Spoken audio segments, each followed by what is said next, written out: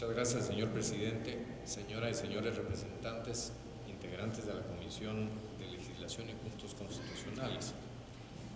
En estos breves minutos que restan por concluir esta audiencia, me parece que sería interesante presentar a las señoras y señores representantes algunas circunstancias y antecedentes que se relacionan con la iniciativa de reforma constitucional impulsada por Reforma. Una de ellas es que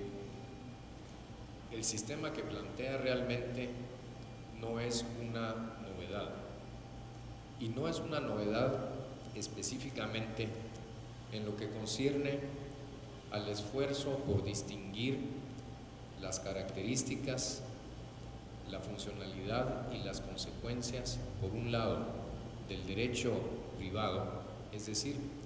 esas normas que rigen la interacción de las personas en la sociedad, y, por el otro lado, las del derecho público, es decir, las normas que rigen la organización y el funcionamiento de los entes y de los órganos públicos. En efecto, por ejemplo, en el Reino Unido existe la diferencia notable heredada por muchos de los países que recibieron de esa nación el derecho basado en casos o jurisprudencial. Existe la circunstancia, les decía, de que la llamada common law o derecho jurisprudencial se forja en la Cámara Alta del Parlamento británico, específicamente en el llamado Comité Judicial de la Cámara de los Lores. De esa manera, no solo los tribunales de todas las instancias contribuyen a generar la producción de la ley en el sentido que se plantea por la iniciativa impulsada por ProReforma, sino que además el propio Parlamento, a través de uno de sus comités, el Comité Judicial, dice la última palabra en términos de qué es la ley. En lo que concierne a los Estados Unidos, existe, además de un Comité Judicial también en el Senado Federal, la circunstancia de que la Corte Suprema de Justicia y demás tribunales federales también crean la ley. Es el derecho descubierto y creado por los juristas y los jueces. Y este derecho jurisprudencial no solamente va forjando caso a caso, decisión a decisión, las reglas que han de servir para que las personas puedan interactuar en sociedad y sacar adelante sus innumerables proyectos y finalidades para el desarrollo también del conglomerado en su conjunto, sino que además interpreta, ordena y organiza todas las normas que son promulgadas por el Congreso Federal. Por último, en plan de ilustrar con otro ejemplo, tenemos el caso de Francia, nación cuya tradición jurídica es mucho más próxima a la nuestra y de la cual hemos heredado una serie de instituciones, las cuales desafortunadamente en muchos casos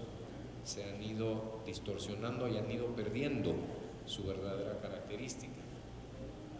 En ese país, la distinción entre lo que en el marco de esta propuesta de iniciativa de reforma se llama legislación, por un lado, y por el otro, la ley, ha sido tratado a través de las técnicas de la codificación, de modo tal que las normas de la ley están cuidadosamente integradas en los diversos códigos que a su vez han recogido, no inventado, las tradiciones jurídicas que se han ido desarrollando en Europa continental por más de 2 milenios. A su vez, por el lado del derecho público, el Consejo de Estado ha desarrollado desde principios del siglo XIX, de manera jurisprudencial, que no fue legislada sino hasta mediados del siglo XX, el derecho público administrativo de Francia, y por otra parte, tanto la doctrina del Consejo de Estado como también la doctrina del Tribunal de Casación ordenan unas y otras normas para que el sistema conserve su coherencia y su integridad. Por consiguiente, señores representantes,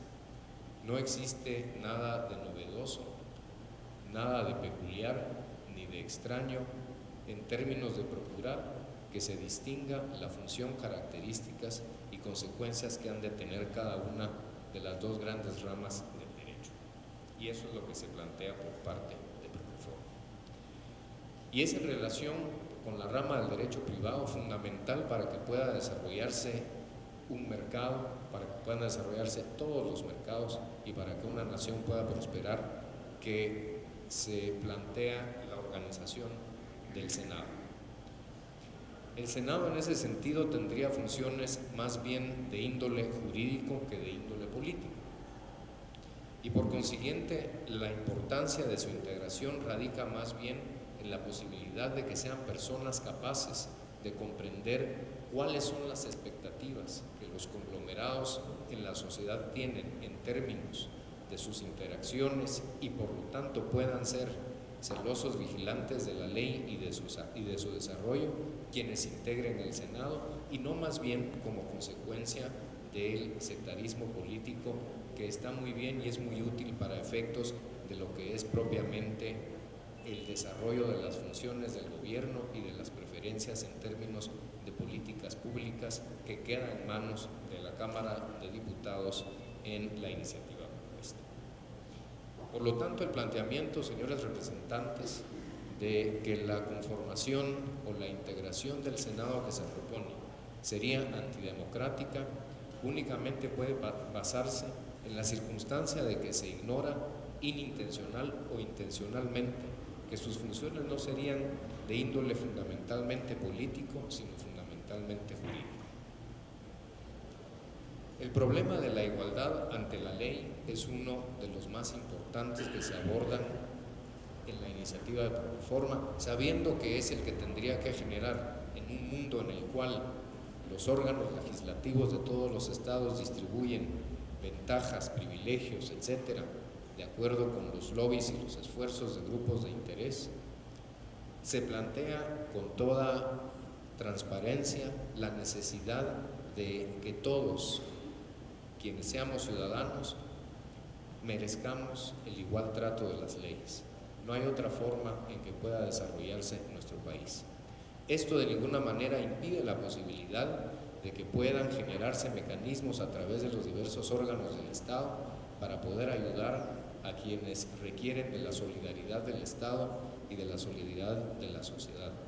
pero siempre y cuando se trate del igual trato de las leyes y sin violar los derechos individuales. Me detengo ahí, señor presidente, para no excederme en el tiempo que se me ha concedido. Muchas gracias.